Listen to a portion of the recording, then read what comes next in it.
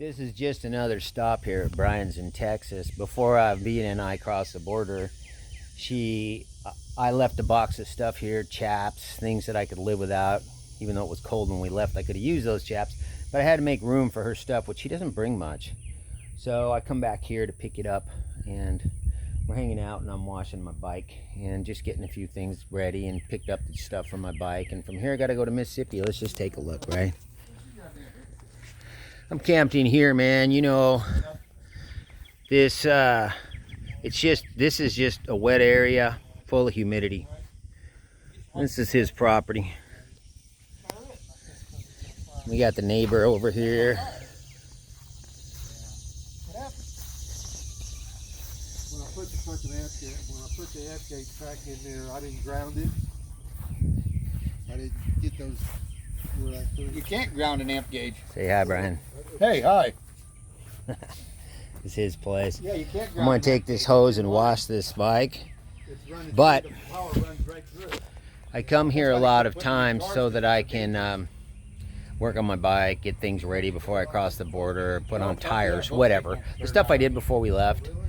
And because this is a good place to do it. I had to come turn off the music for censor YouTube's policy. We got this here. This is the shop, huh? I've filmed it before. Look at this. We got a flathead sitting here. This is Brian's own FXR. There's all kind of junk. Got a 5-speed sitting there. He loves the really old stuff. That Evo's been sitting under there for a long time. What do we got here? Who knows? There's a linkered carburetor, huh?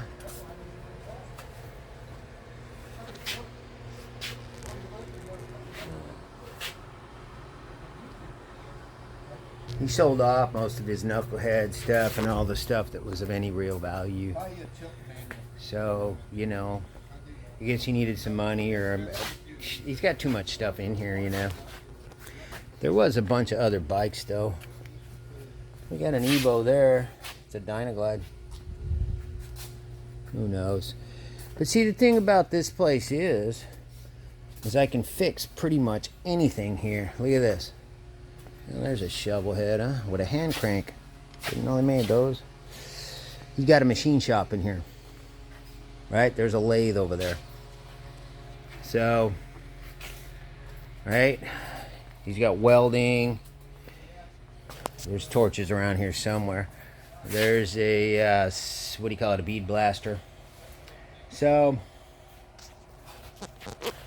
it makes it a really good place for me to get my stuff ready before I cross the border, because obviously you want to try to get everything in order before you do that. So that's what's going on today. I'm going to wash my bike, so I got it pulled up here, and I'm packing up. I've been here a few days, and I'm going to take off. So while I'm hanging out here at Brian's, I run into Cassandra back here. Turn this way. This car is ugly. Let's use the green background. I agree. And she lives this really strange life. So how'd you end up here? Well, I'm originally from San Diego, California, and about 7 years ago I moved to Florida, and my best friend actually lives here in Houston, and we're both single old ladies, and we were like, we should probably be near each other. So I moved, well, last November I came looking at properties, and Brian that owns this property and I met, and he made me feel really comfortable, and so he said I could move when I was ready, and I came in January, and that started my life here. It's been wonderful. So he's just renting you this little piece of ground?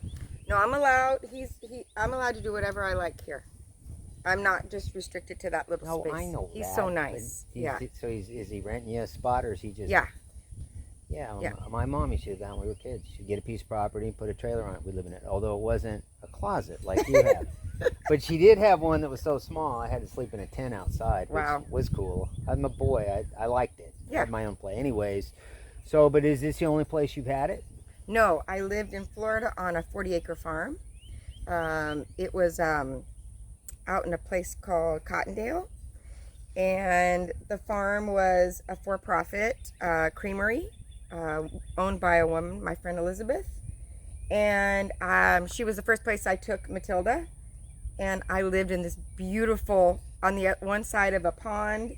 No one could see me. I had complete privacy. It was beautiful. And I was there for a year. It was amazing. So this would be the second place. Yes. But what? But the real question is, what'd you do before? Oh, what did I do before Yeah, I started what this drove journey? you to this? Well, I raised 3 children in San Diego, Yeah, California. do you have a regular house and all that? I always had a house or an apartment, but my heart longed for this. And then when all my children left home, I was like, let's go. Let's do it. So I did.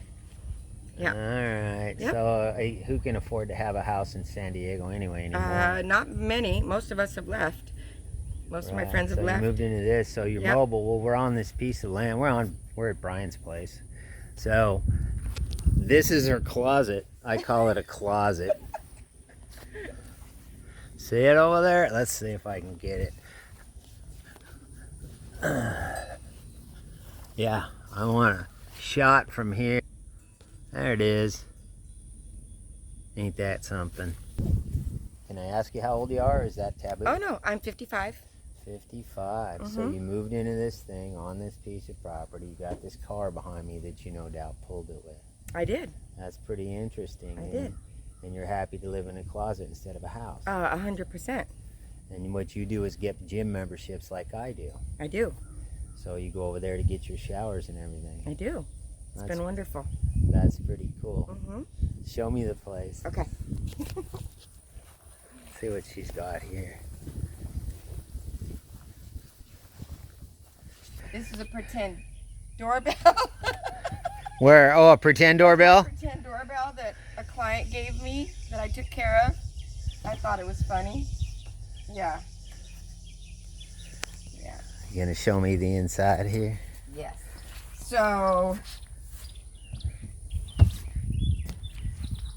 Okay, so I cannot tell you the measurements exactly, but you can see I'm about 5'7", Right. and I've still got all this space.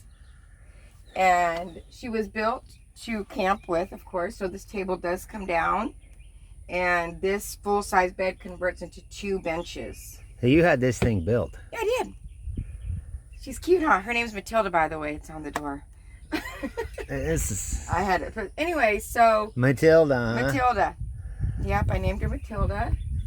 So, yeah, the man that built it actually is a carpenter. He was 83 years old, and he's still building. He builds a lot of hot dog carts for people. Beautiful ones that kind of resemble this style. Did you contract him to do this for you? I did. Or And pay him. I did pay him to do it. I'm not allowed to say who he is because he doesn't want to do anymore. You burn him out? Yeah, because everywhere I went, people were trying to find out who he was so they could, so he could build them one. He's like, no, I'm good. I'm done. So yeah, she is. The top is sealed, so no drips. Yep, everything's good. During the summer, I just take out one of my screens, put a AC unit in, which I'm going to do soon. But typically, wherever I live, I can sleep with my windows open. That's the goal. Like, I want to be in a situation where I can sleep at night with my windows open and hear everything, which I do. And here it's beautiful at night, the sounds you hear here. But don't judge my Squishmallow collection. That's my daughter. My daughter likes to keep us I was just getting ready to judge that. Yeah, I know you were. So Women always put so much pillows and stuff on the bed that you can't get in there. Well, I'm the only one getting in there, so it's okay right now. Yeah, whatever. Let's see. What do you got here? You got a coffee maker? I have a little coffee maker, and this is my 1800 watt Anchor Solix power bank. What's it do? So it has USB. I can power anything. You can power it. It's also got solar that connects to it. I do have solar panels that came with it. And for my Do they work? Oh, yes. Yes. For my first year, this is all I used for power. I was completely, that's all I used was this. I have a hot plate, so I cook when I do cook. Where's your solar panels at? In storage, because I'm not using them right now. I have Right, power you're at plugged this. in. I have power here, yeah. Right.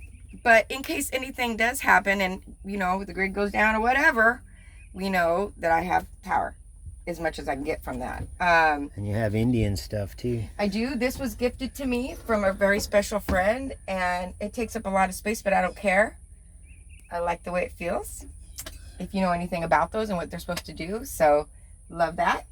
It's all girly in here. I know, it's pretty dang girly. Except this is my rooster that I, for no apparent reason, needed to have. And I don't know, but it makes me happy every day when I look at it. So, and then I built this little rack up here for my clothes. So my rule is, if I can't hang them, I don't need them. So I try to keep it simple. So I have less space than you. You really do. Yeah. So I don't really have a storage unit or anything. Here at the barn, I have a couple things just for business. I saw them thrown out there. Yeah. So this is it. Mm-hmm. So you're happy doing this. And I I'm love going to assume you're not paying a whole lot of rent these days. I'm not. That's what I did with my trailer. I'm totally not. Come on, I want to come in here. I've never been in here Sure. before. Scoot over. Let me get over. Go down there. I can't get down there. Come on up here. Okay. So anyways.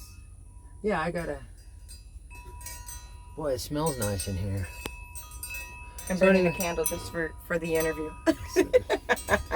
So that's it. This is Cassandra. This is what she's doing. Alternate living. Yes. And you like it better. I'm very, very happy. I noticed that. Yes. Yeah.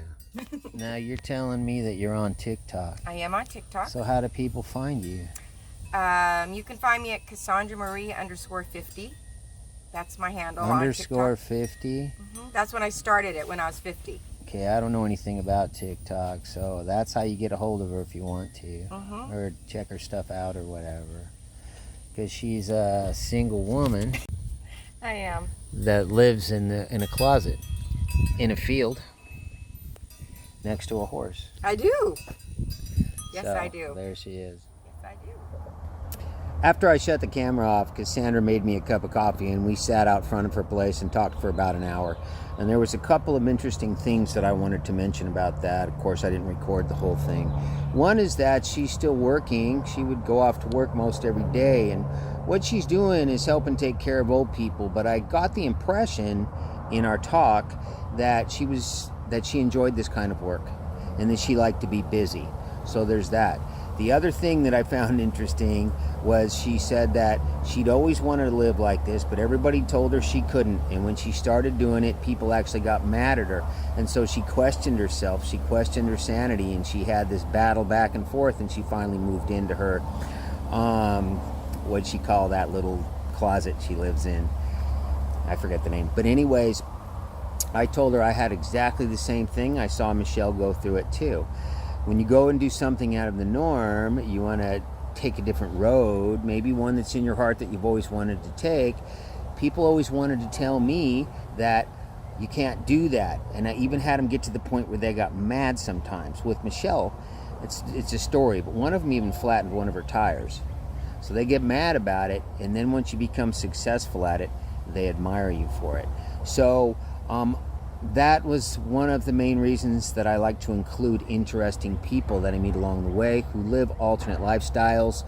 When I used to live in San Diego, I didn't meet them there. But when I began to travel, I began to run into people living all different ways, living on boats, all kinds of different things, man.